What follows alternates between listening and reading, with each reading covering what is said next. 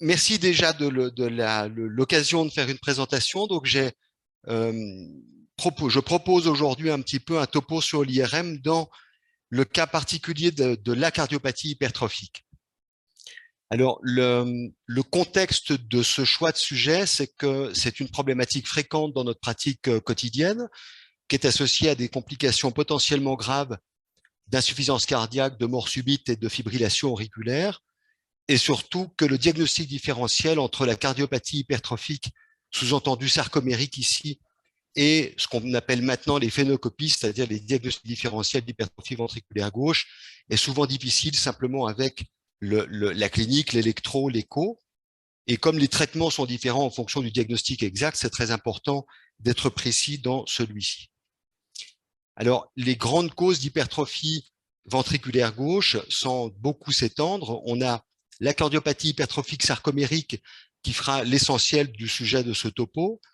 Et comme grand diagnostic différentiel significativement présent dans la pratique, on retrouve les augmentations de post-charge, c'est-à-dire la cardiopathie hypertensive et la sténose aortique, le cœur d'athlète et les maladies par dépôt, dont l'amylose et la maladie de Fabry, principalement, vraiment pour donner l'essentiel de ces diagnostics différentiels. Alors, en IRM, quand on aborde une cardiopathie hypertrophique, on utilise deux types de séquences. Des séquences qu'on appelle ciné, où on voit le cœur bouger selon différents plans de coupe au long du cycle cardiaque, et puis des séquences qu'on appelle de caractérisation tissulaire qui permettent, ou en tout cas qui ont l'ambition de donner des arguments ou des éléments indirects, entre guillemets, de l'histologie du myocarde, même si c'est un peu prétentieux de le dire comme ça. Et cet ensemble de séquences vont nous permettre de donner des informations anatomiques et fonctionnelles, c'est-à-dire sur une épaisseur de paroi, une fraction d'éjection, un gradient, une dilatation de l'oreillette gauche, etc. Des informations étiologiques pour s'orienter vers une forme sarcomérique, une amylose, un Fabry, une cardiopathie hypertensive. Et puis enfin, des informations pronostiques, puisque certains éléments d'imagerie sont associés à un risque de complications accrues, dont la mort subite, bien sûr. Alors, les premières séquences que l'on réalise sont des séquences qu'on appelle donc ciné, où on définit des plans de coupe que l'on programme, ici en 2 cavités, en 4 cavités, et en petit axe de la base vers l'apex ventriculaire gauche.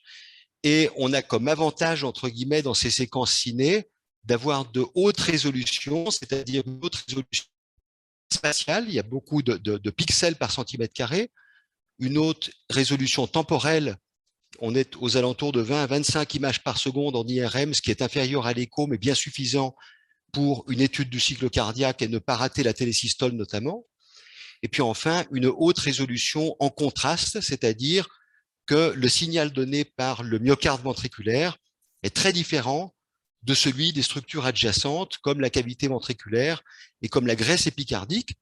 Et la conséquence de ceci, c'est qu'il n'y a pas de segment mal visualisé et que la mesure de l'épaisseur de paroi est particulièrement précise en IRM, d'une manière générale, et quels que soient les segments.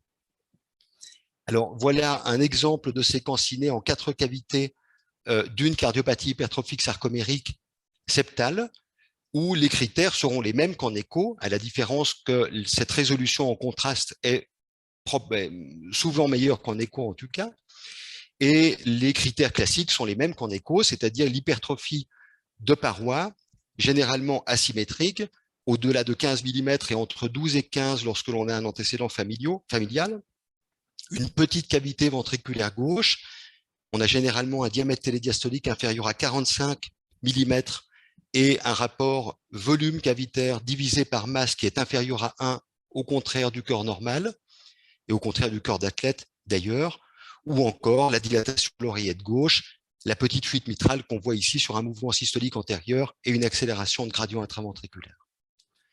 Alors, les avantages potentiels par rapport à l'écho, c'est une mesure d'épaisseur qui est supérieure, non pas en termes de millimètres, mais en termes de qualité, entre guillemets, parce qu'il n'y a pas de segment mal visualisé. C'est particulièrement le cas du segment antérobasal, qui est le plus touché statistiquement par la cardiopathie hypertrophique, ou la paroi latérale, ou encore l'apex. On peut détailler l'hypertrophie et avoir une mesure très précise, comme on vient de l'expliquer. mesure qui est notamment importante pour le risque de mort subite. Et on sait qu'au-delà de 30 mm, les hypertrophies dites massives sont associées à un risque de mort subite beaucoup plus important.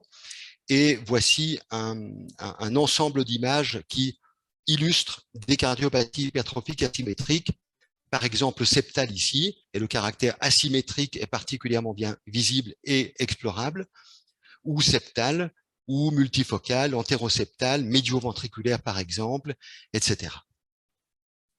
Un deuxième point, un deuxième avantage, c'est la volumétrie gauche et droite, surtout gauche. L'IRM est actuellement le gold standard pour la mesure du volume télédiastolique, télésystolique et de la fraction d'éjection du ventricule gauche, et qui est un paramètre important à prendre en compte, notamment pronostic. On retrouve ici, dans les barres en bleu, des cardiopathies hypertrophiques sarcomériques avec une fraction d'éjection de moins de 50% et de plus de 50% les barres en rouge. Et la dysfonction ventriculaire est un critère majeur de mauvais événements, dont notamment la mort subite. Ici, c'est un petit peu plus que la mort subite, c'est les événements rythmiques graves, c'est-à-dire la mort subite, les arrêts récupérés, les TV soutenus et les chocs appropriés. Et en dessous de 50%, on atteint quand même 2,4% par an d'événements. Et donc, ce paramètre de fraction d'éjection, qui n'est pas toujours facile à obtenir en écho, est un critère également important.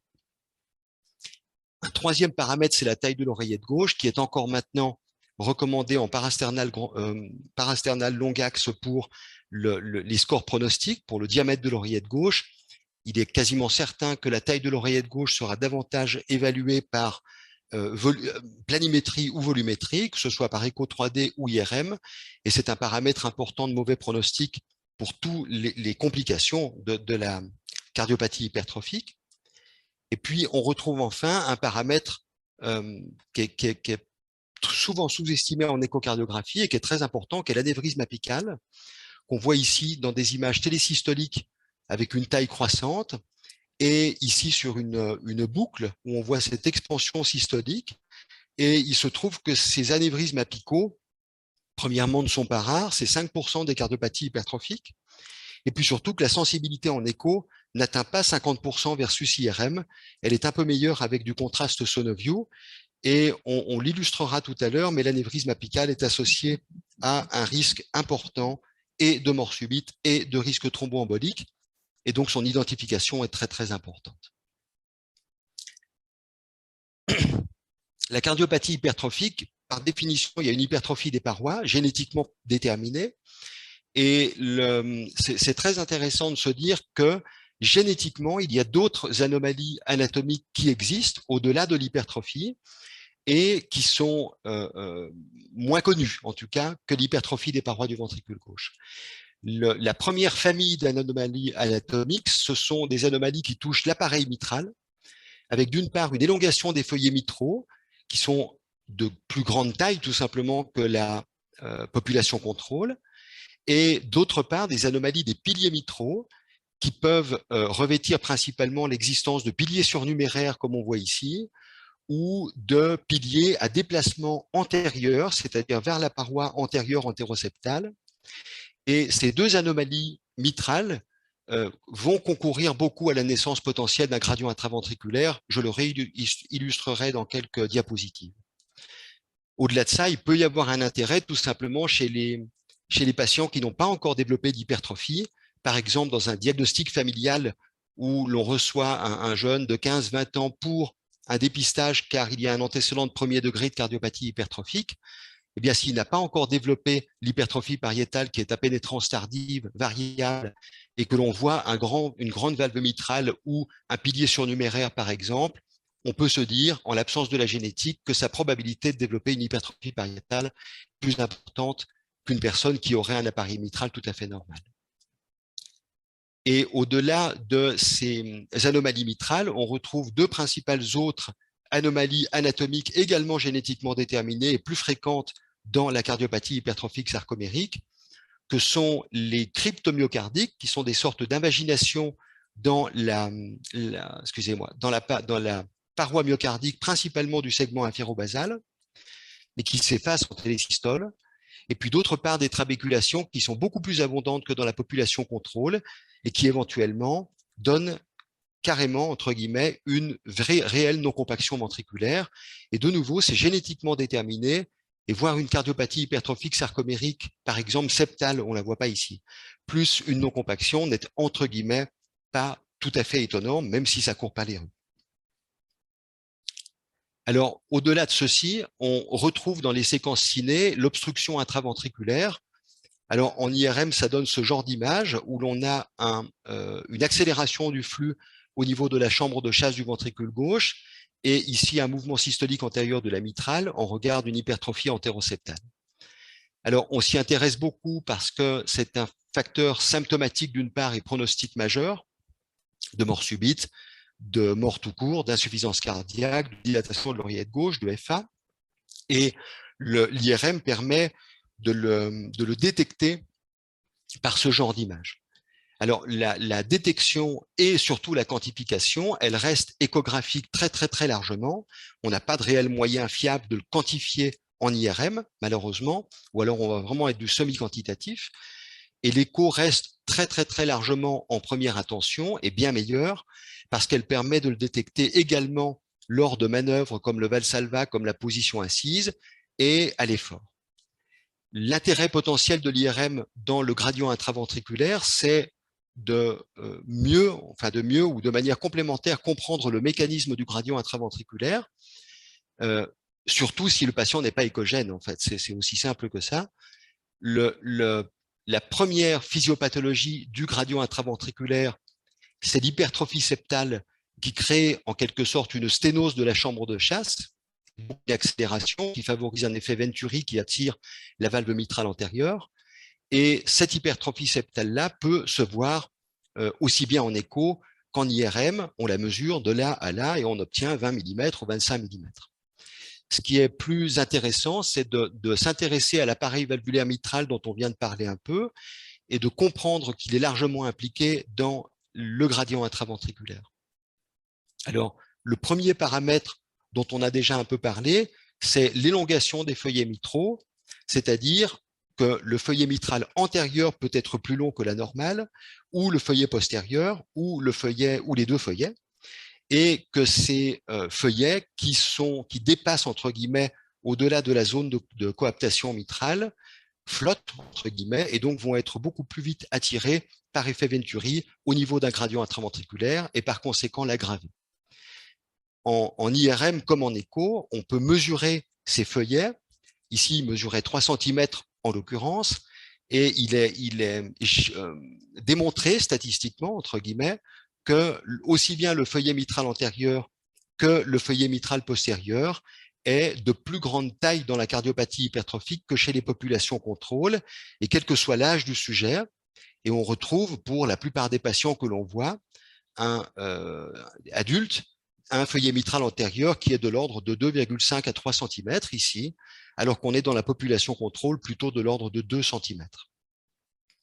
Une deuxième chose intéressante à savoir, c'est qu'il y a une indépendance entre l'élongation des feuillets, aussi postérieurs qu'antérieurs, et l'épaisseur maximale. Donc, il n'y a pas forcément de parallélisme entre les deux.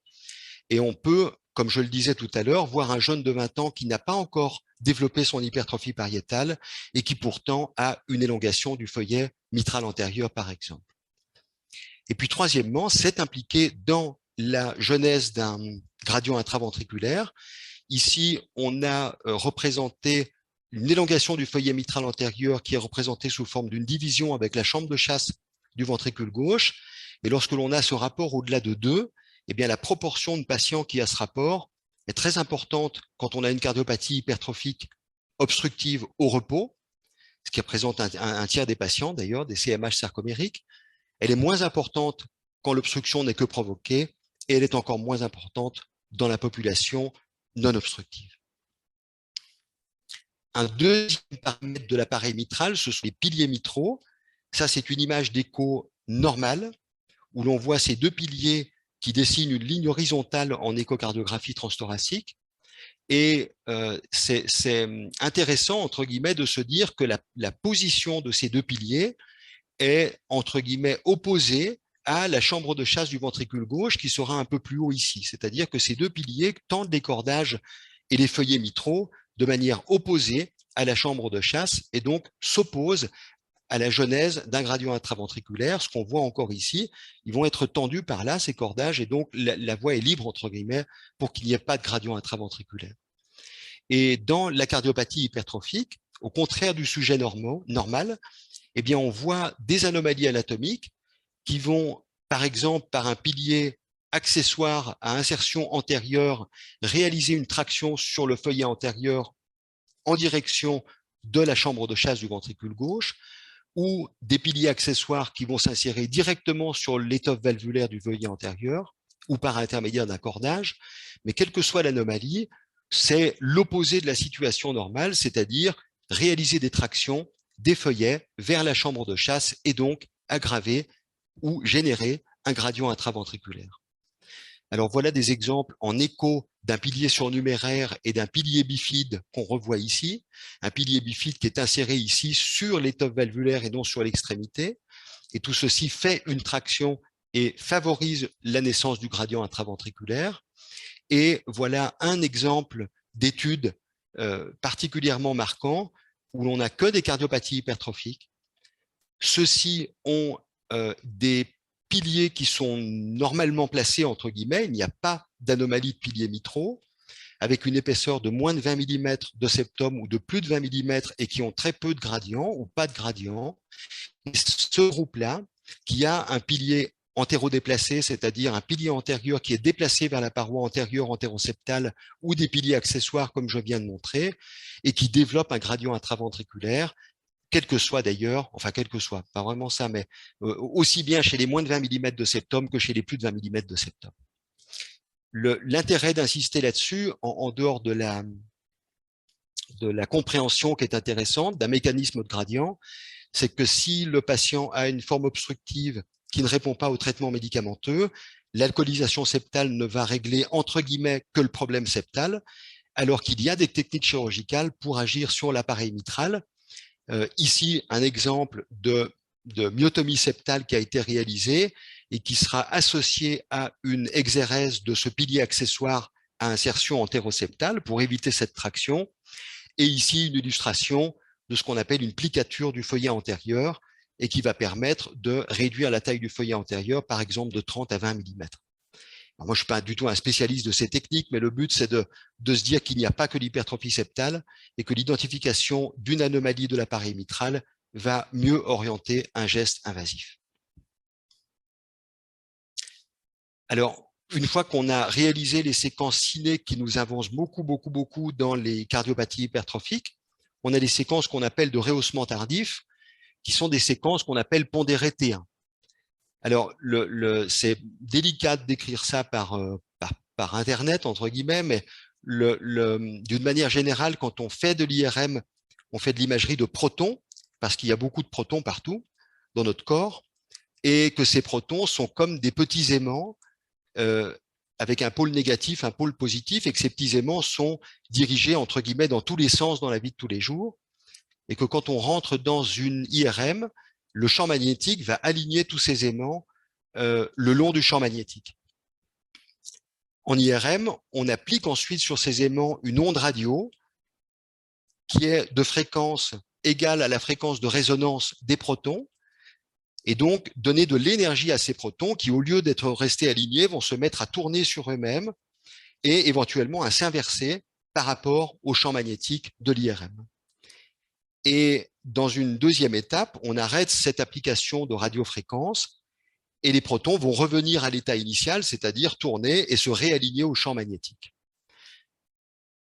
En revenant à cet état initial, ils émettent eux-mêmes une onde de radiofréquence, qui est captée pour donner une image dont on se sert pour faire une image. Alors, quand on fait une séquence pondérée T1, on se base sur le fait que cette rapidité à laquelle les protons vont revenir à l'état initial va dépendre du tissu dans lequel ils sont. Dans la graisse, les protons reviennent très vite à l'état initial. On dit que le T1 est court et ça va donner un signal très intense en IRM, c'est-à-dire très blanc. Dans l'eau, les protons reviennent beaucoup plus lentement à l'état initial. Le T1 est long et donc le signal est très noir. On dit qu'il est hypo-intense. Et puis, dans les tissus intermédiaires, il y a toute une variante de degrés. Alors, quand on montre un cerveau, comme illustration, la graisse, par exemple, à un T1 court, elle est hyper intense, elle est très blanche. Le liquide céphalorachidien, qui est de l'eau, va être hypo-intense, très noir.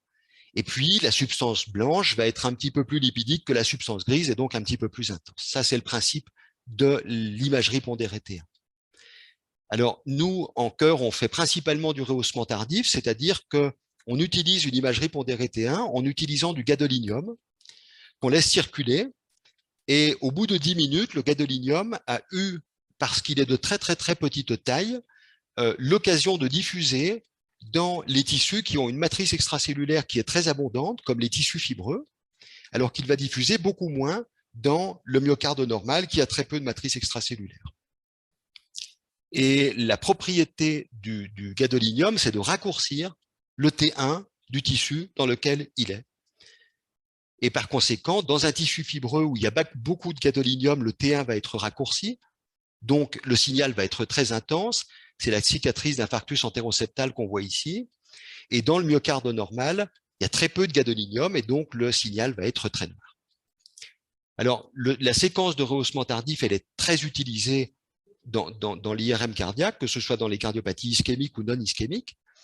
Et dans la cardiopathie hypertrophique, on s'y intéresse beaucoup parce qu'il existe une fibrose qui se développe dans la cardiopathie hypertrophique et qui est d'une part une fibrose interstitielle diffuse, c'est-à-dire qu'il y a une hyperactivité fibroblastique anormale qui génère du tissu collagène entre les cardiomyocytes.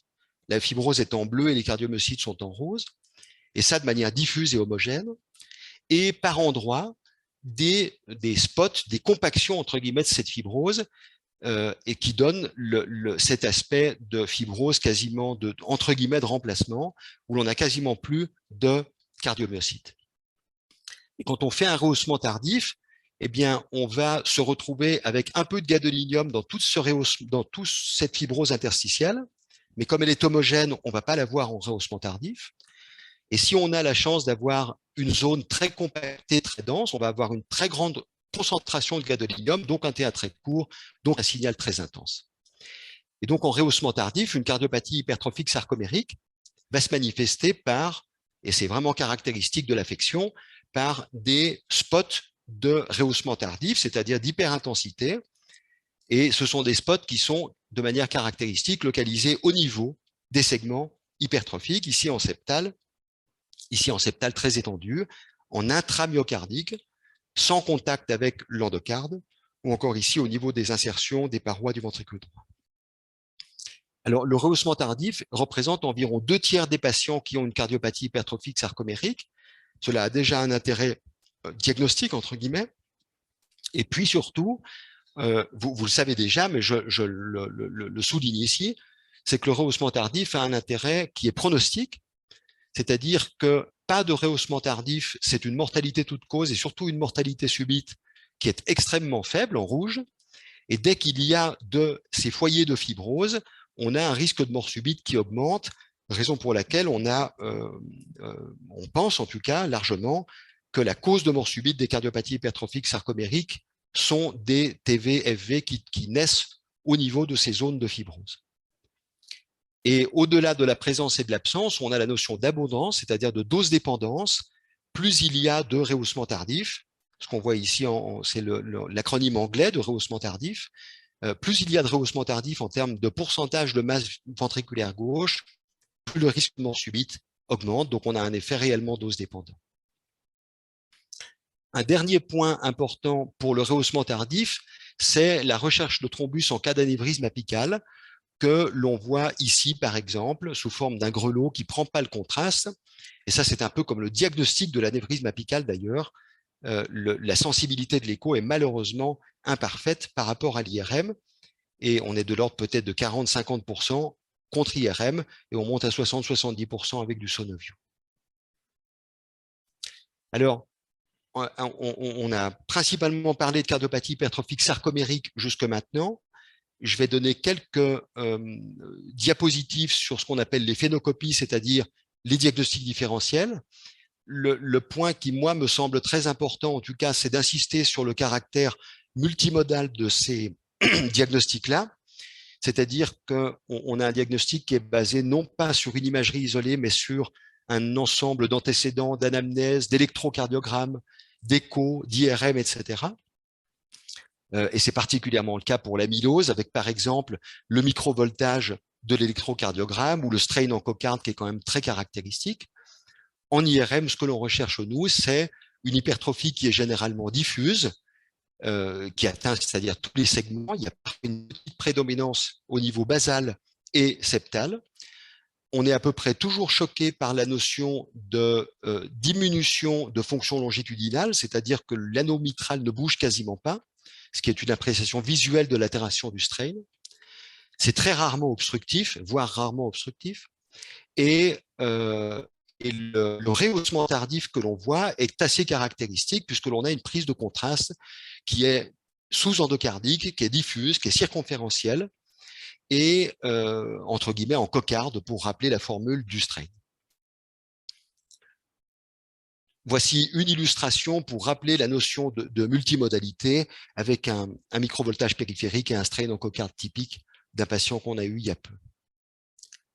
Dans la maladie de Fabry, dont on parle toujours et qu'on voit très rarement, malheureusement, enfin malheureusement parce que c'est intéressant, on retrouve une hypertrophie qui est généralement très diffuse également, parfois avec une atteinte droite, généralement non obstructive, et un rehaussement tardif qui est assez caractéristique parce qu'il est tout à fait différent des autres et qu'il est linéaire au niveau de la paroi inférolatérale. Pour la cardiopathie hypertensive, le contexte clinique est important puisque par définition, on a des hypertendus. L'hypertrophie est diffuse, elle est généralement modérée, il est très rare de dépasser 15 mm. Le septum sigmoïde est fréquent, c'est-à-dire le bourrelet septal, c'est un joli terme pour dire bourrelet septal sous-aortique, qui peut causer une obstruction et il n'y a généralement pas de rehaussement. Et puis enfin, le cœur d'athlète, de nouveau le contexte clinique est important et on va retrouver, comme en écho en réalité, une hypertrophie qui est généralement modérée et puis surtout une cavité qui n'est pas petite comme dans une cardiopathie hypertrophique sarcomérique et donc un rapport volume ventriculaire sur masse ventriculaire qui est généralement de 1. Il y a un autre rapport qui existe, c'est de diviser l'épaisseur pariétale maximale par le volume télédiastolique et quand on est inférieur à 0,15, ce serait très prédictif d'un cœur de sportif. Il n'y a généralement pas de rehaussement, bien sûr, et l'obstruction est exceptionnelle. Alors, pour revenir aux séquences de caractérisation tissulaire, on a depuis quelque temps une nouvelle séquence qui existe, qui est un petit peu la petite sœur plus moderne que le rehaussement tardif, mais qui est également une analyse du T1, qu'on appelle la cartographie T1 ou T1 mapping, et qui a ceci de différent avec le rehaussement que la séquence nous permet non pas d'avoir une image en variante de gris qui est influencée par le T1, mais d'avoir un calcul de la valeur T1 au niveau de chaque petit pixel. Et donc d'avoir une imagerie qui est quantitative. Et c'est ça la révolution par rapport au rehaussement tardif. Et on peut définir sur une imagerie avant contraste, on peut définir des régions d'intérêt, c'est-à-dire dessiner un petit cercle entre guillemets sur le septum par exemple, et donc avoir la valeur T1 du myocarde. Et comme la valeur T1 est dépendante du tissu, bah ça nous donne une information tissulaire. Comme on l'a dit tout à l'heure, le T1 de la graisse est très court, le T1 de l'eau est très long. Et donc, pourquoi ne pas avoir des informations sur les différentes cardiopathies hypertrophiques?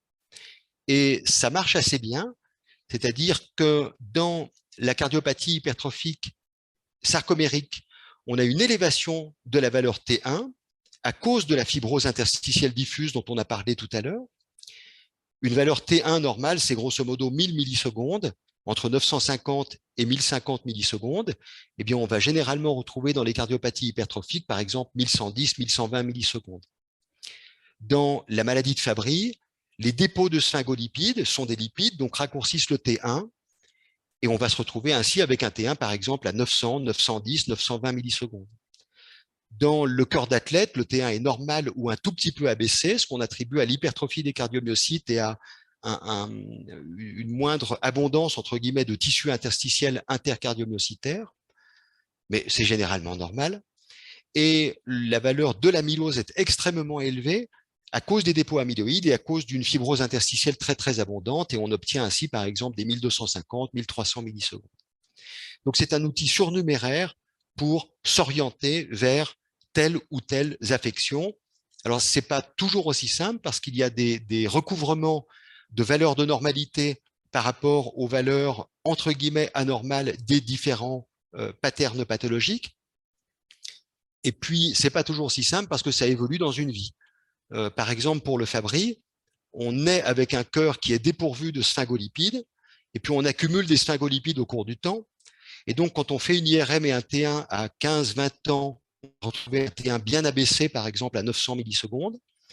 Et puis, avec le temps, il y a une fibrose interstitielle diffuse qui s'accumule et qui donc va rehausser le T1.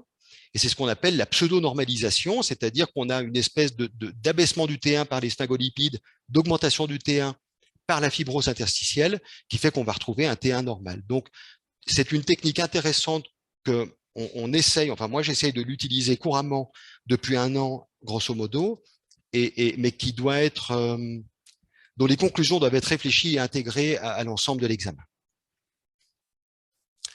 Alors, un dernier point qui est très intéressant et que je voulais un petit peu détailler, c'est la problématique de la mort subite liée à la cardiopathie hypertrophique. Alors, j'ai repris ici les principaux paramètres identifiés de manière rétrospective comme des facteurs de risque de mort subite, dont les antécédents familiaux, les antécédents personnels, l'âge, l'épaisseur pariétale avec ce fameux cut-off à 30 mm dans les recos américaines, mais d'une manière générale un continuum. Plus il y a d'épaisseur, plus il y a de risque de mort subite. Les TV non soutenus, la dilatation de l'oreillette gauche, la dysfonction ventriculaire, les formes obstructives, la réponse tensionnelle anormale à l'effort. Certaines anomalies génétiques sont beaucoup plus à risque. L'intensité, la présence et l'intensité du rehaussement tardif et l'anévrisme apical. Et là où je veux insister, c'est que dans les recommandations 2014 de l'ESC, on reprend les 6 fameux paramètres qui nous permettent de calculer le risque de mort subite à 5 ans et donc d'indiquer ou pas un défibrillateur en prévention primaire, et que certains paramètres qui sont particulièrement bien explorés en IRM sont importants comme facteurs de mauvais pronostic. C'est principalement la dysfonction, le rehaussement et l'anévrisme apical. La dysfonction, on l'a déjà montré tout à l'heure, cette diapositive, donc je ne fais que la remontrer, mais c'est quand même assez marquant de voir que le risque d'événements rythmiques graves lorsque l'on a une dysfonction en dessous de 50% est de grosso modo 2,4% par an, donc c'est vraiment colossal, et donc c'est un facteur de risque de mort subite très important qui indique un défibrillateur dans les recommandations américaines actuellement et qui devrait le devenir dans les recommandations européennes. Le deuxième paramètre, c'est l'anévrisme apical dont on a déjà parlé, et dans cette étude où de manière rétrospective, on retrouve des anévrismes apicaux, les colonnes en bleu, il y a 93 patients, pas d'anévrisme apicaux, presque 2000 patients, eh bien, on retrouve dans les événements rythmiques graves qui, de nouveau, reprennent toujours le même ensemble de morts subites récupérées, de TV soutenues et de choc électrique approprié si l'on a un défibrillateur, on est quasiment à 5% par an d'événements rythmiques graves par la simple présence d'un anévrisme, et c'est d'ailleurs indépendant de la taille de l'anévrisme. Alors, il y a un truc intéressant, je voulais le dire dans la première diapositive sur l'anévrisme, tout à l'heure, j'ai oublié, c'est qu'un anévrisme apical, en fait, on ne connaît pas la physiopathologie de l'anévrisme apical. On pensait initialement, enfin sur certaines séries, qu'il y avait, par exemple, dans les formes médio-ventriculaires, une augmentation de pression et donc une paroi qui était poussée comme un ballon de baudruche, on souffle dedans et ça se dilate. Et le problème, c'est que plus de la moitié des anévrismes apicaux surviennent dans des formes non obstructives de cardiopathie hypertrophique. Une deuxième hypothèse, elle vient directement des études de rehaussement tardif, c'est que la grande majorité des anévrismes apicaux sont fibreux, c'est-à-dire prennent le contraste comme on le voit là. Alors, cette fibrose, il y a 2 principales hypothèses. La première, c'est que ce soit une fibrose interstitielle diffuse qui s'est compactée à ce niveau-ci. Pourquoi, on n'en sait rien, et qui fait que la paroi devient moins résistante et que la pression finit par le dilater un peu avec le temps. Et la deuxième hypothèse, c'est que ce soit un infarctus, parce que si on oublie l'hypertrophie ventriculaire gauche, ça, c'est l'image d'un infarctus apical en IRM. Il n'y a aucune différence, c'est un rehaussement contact sous-endocardique et transmural. Le problème, c'est que ces patients n'ont pas d'histoire d'infarctus, c'est pas plus compliqué que ça. Donc, ce qui est intéressant, c'est de se dire quand même que la physiopathologie exacte de l'anévrisme apical n'est pas très bien connue, que c'est un facteur de risque majeur de mort subite, notamment et probablement parce qu'il est de tissu fibreux, exactement comme d'autres paquets de fibrose qu'on peut voir dans d'autres parois.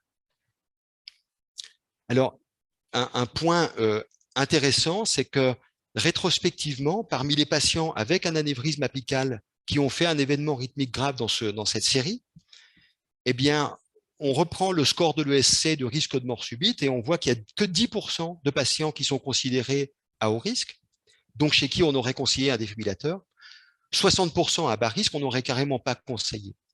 En d'autres termes, que vraiment le score de l'ESC sous-estime certains aspects et certains paramètres de mort subite par rapport à ce que l'on connaît maintenant. Dans cette étude, ils allaient même plus loin pour faire une petite parenthèse, c'est que le risque d'événements thromboemboliques est de 1,1% par an et ils conseillaient de mettre en place une anticoagulation dès identification d'un anévrisme apical en prévention primaire, ce qui est pour l'instant pas recommandé, mais eux le conseillaient, on verra avec le temps. Et puis le troisième paramètre, c'est le rehaussement tardif, avec ce graphique que je reprends, mais le nombre d'études qui démontrent que la présence d'une fibrose est un facteur de mort subite et l'abondance est un facteur pire de mort subite, c'est-à-dire plus on a d'abondance, plus on a de mort subite, c'est quelque chose entre guillemets d'indiscutable. Il y a des tas d'études dans la cardiopathie hypertrophique, mais aussi dans les cardiopathies non hypertrophiques, ischémiques, non ischémiques. Alors, il y a dans les recommandations américaines de la prévention de la mort subite, en classe 1, la mort subite, c'est-à-dire la prévention secondaire, et les TV soutenus, et ils reprennent en classe 2A, eux, de manière très claire, cet anévrisme apical, la fraction d'éjection en dessous de 50%, en parallèle de l'antécédent familial de mort subite en dessous de 40 ans, l'hypertrophie massive, c'est-à-dire au-dessus de 30 mm, et la syncope inexpliquée. Donc ces deux paramètres-là sont en classe 2A dans les recommandations américaines, et le rehaussement tardif extensif, c'est-à-dire eux ont retenu au-delà de 15% du myocarde, est retenu en classe 2B, au moins il est retenu. Probablement qu'il est sous-évalué par rapport à son apport réel, mais il faudra probablement des études un petit peu plus prospectives pour le démontrer. Alors, je n'ai pas détaillé beaucoup d'études. Il y en a une que je vais détailler un tout petit peu, qui a attrait à cette problématique de mort subite et de rehaussement tardif. Et c'est une étude multicentrique rétrospective, donc avec tous les bémols et tous les inconvénients d'une étude rétrospective, où dans plusieurs centres d'IRM, on a collecté des patients, c'est-à-dire qu'il y a 896 patients qui ont été référés pour un diagnostic suspecté ou confirmé de cardiopathie hypertrophique, ou adressés pour une stratification de risque, par exemple. Et ils ont appliqué une série de critères d'exclusion pour en garder 493 qui ont une CMH confirmée, c'est-à-dire une CMH sarcomérique, avec des données disponibles cliniques d'une manière générale de moins de 6 mois pour calculer les scores de risque de mort subite de type ESC ou AHA. Et ils ont regardé comme événements les événements rythmiques graves, c'est-à-dire la mort subite, la CR récupérée, la TV soutenue et le choc approprié. Et une fois qu'ils ont fait ça, ils ont proposé de prendre ces 500 patients, 493, et de les subdiviser de 3 manières. Une première manière, c'est les recos de l'ESC, et donc d'avoir 3 groupes de patients selon les recos de DAI, moins de 4% de mort subite à 5 ans, 4 à 6 ou plus de 6. Donc on va diviser ces 500 patients en risque faible, intermédiaire ou élevé de mort subite selon l'ESC. Ou bien on va le faire en fonction des recommandations de l'AHA et on aura 3 groupes de recos de DAI, c'est-à-dire 2A, 2B et 3 par les TV non soutenus.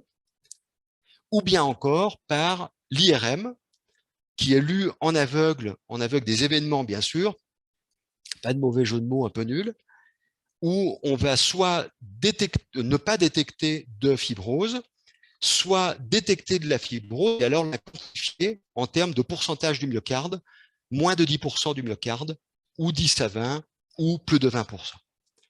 Alors c'est rétrospectif, il n'y a pas de randomisation, c'est critiquable au possible, mais c'est quand même intéressant d'essayer de comparer comme ça. Le follow-up moyen était de 3,4 ans.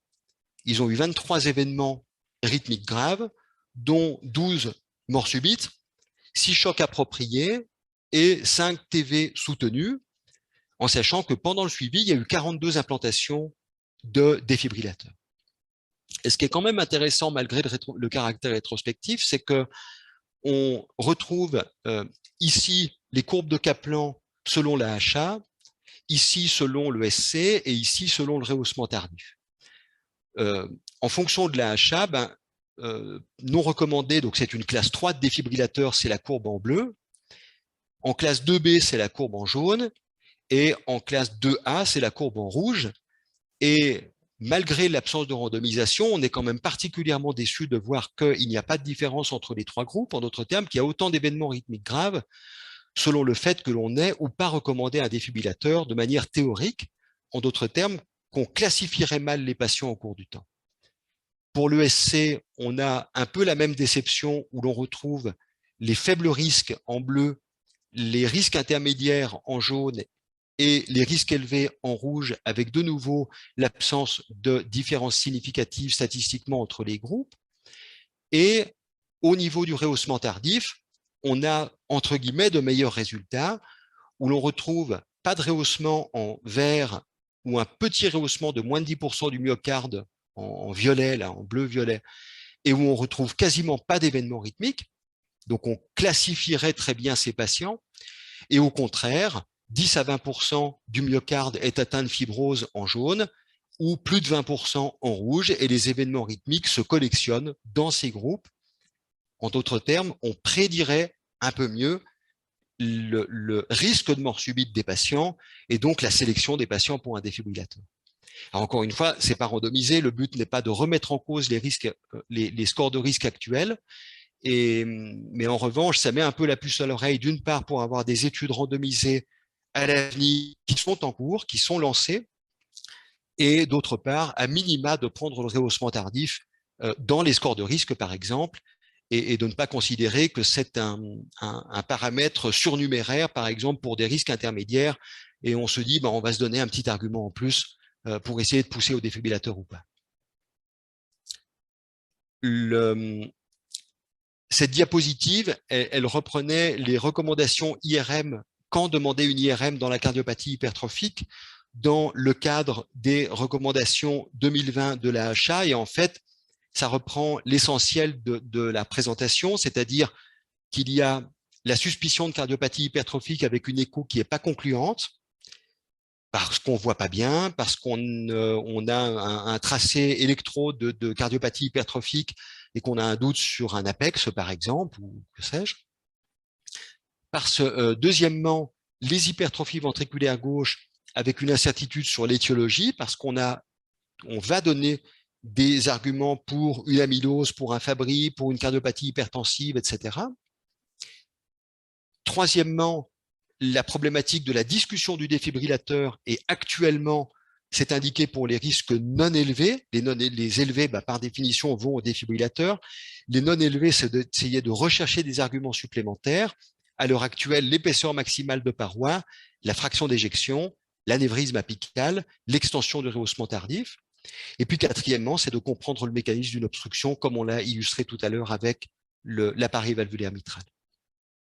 On conseille une réévaluation tous les 3 à 5 ans pour la rediscussion du DEF, puisque les anomalies sont évolutives au cours du temps, que ce soit la fibrose, la fraction d'éjection, l'épaisseur de paroi, etc.